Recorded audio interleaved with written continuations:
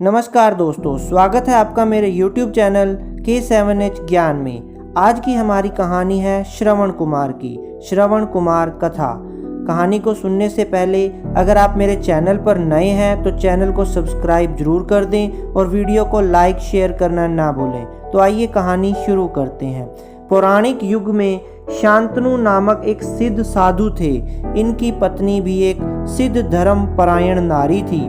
कहानी उस समय की है जब शांतनु और उनकी पत्नी बहुत वृद्ध हो चुके थे और उनकी आंखों की रोशनी भी चली गई थी।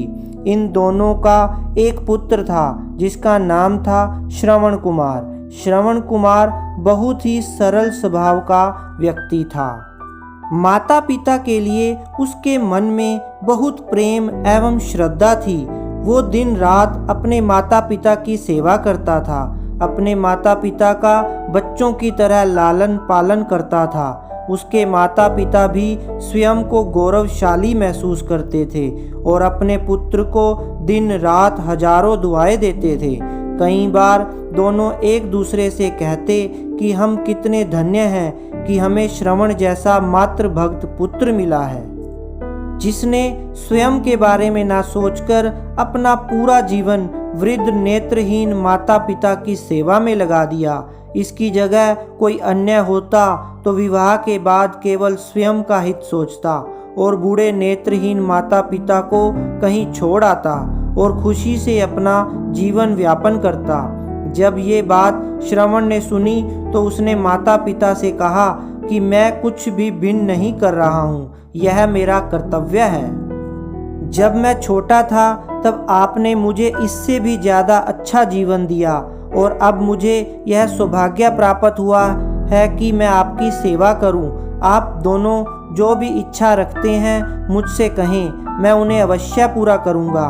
तब शांतनु और उसकी पत्नी कहते हैं, पुत्र श्रवण, हम दोनों की आयु बहुत हो चुकी है, अब जीवन का कोई भरोसा नहीं है। किसी भी समय हमारी आंखें बंद हो सकती हैं। ऐसे में हमारी एकमात्र इच्छा है, हम तीर्थ यात्रा करना चाहते हैं। क्या तुम हमारी यह इच्छा पूरी कर सकते हो?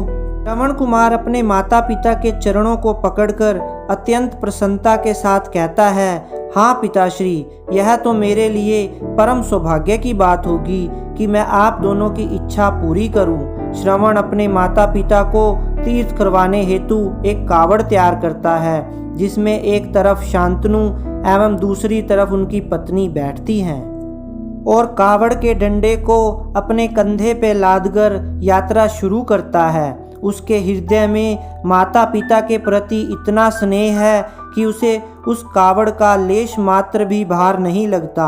अपने पुत्र के इस कार्य से माता पिता का मन प्रसन्नता से भर उठता है और वे पूरे रास्ते अपने पुत्र श्रवण को दुआएं देते चलते हैं। तीर्थ करते समय जब वे तीनों अयोध्या नगरी पहुंचते हैं तब माता पिता श्रवण से कहते हैं कि उन्हें प्यास लगी है। श्रवण कावड़ को जंगल में रखकर हाथ में पत्तों का पात्र बनाकर सरयू नदी से जल लेने जाता है। उसी समय उस वन में अयोध्या के राजा दशरथ आखेट पर निकले थे और उस घने वन में वह हिरण को शिकार बनाने के लिए उसका पीछा कर रहे थे। तब ही उन्हें घने जंगल में झाड़ियों के पार सरयू नदी से पानी के हलचल की आवाज़ आती है। उस हलचल को हिरण के पानी पीने की आवाज़ समझकर महाराजा दशरथ शिकार के उद्देश्य से तीर चला देते हैं और उस तीर से श्रवण कुमार के हृदय को आघात पहुंचता है, जिससे उसके मुंह से पीड़ा भरी आवाज़ निकलती है, जिसे सुन दशरथ स्तब्ध रह जाते हैं और उन्हें अनहोनी का एहसास होता है और वे भागकर सरयू नदी के तट पर पहुंचते हैं, जहां वे अपने तीर को श्रवण के हृदय में लगा देख भयभीत हो जाते हैं और उन्हें अपनी भूल का एहसास होता है। दशरथ श्रवण कुमार के समीप जाकर उससे क्षमा मांगते हैं।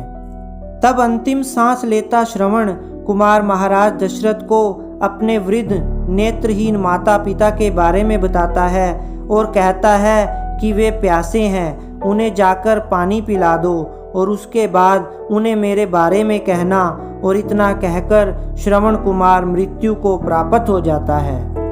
भारी हृदय के साथ महाराज दशरथ श्रवण के माता पिता के पास पहुंचते हैं और उन्हें पानी पिलाते हैं। माता पिता आश्चर्य से पूछते हैं, उनका पुत्र कहाँ है?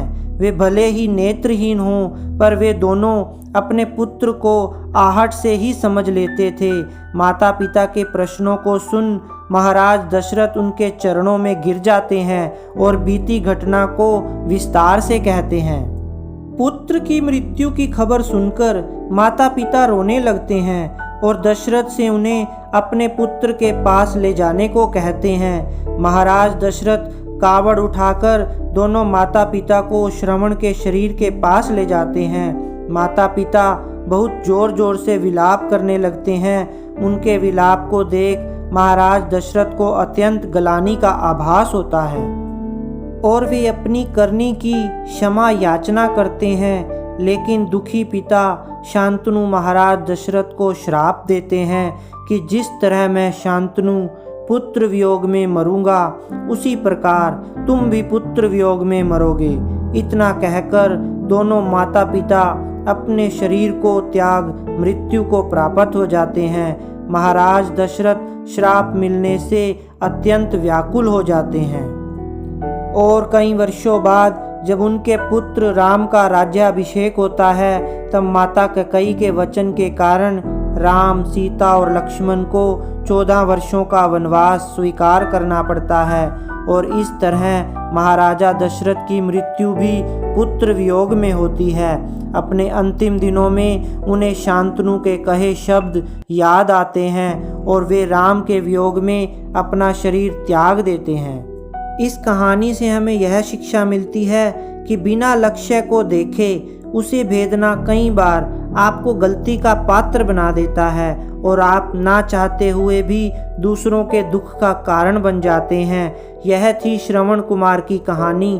अपनी माता पिता भक्ति के कारण ही श्रवण कुमार आज पुराणों में जीवित हैं। श्रवण कुमार सदैव अपनी मातृ भक्ति के लिए जाने जाते हैं। उन्हीं की कहानी सुनाकर माता पिता अपने बच्चों को संस्कारित करते हैं। तो भक्तों, अगर आपको मेरी ये वीडियो अच्छी लगी हो तो इस वीडियो को please like, share and subscribe जरूर कर दें। थैंक यू दोस्तों।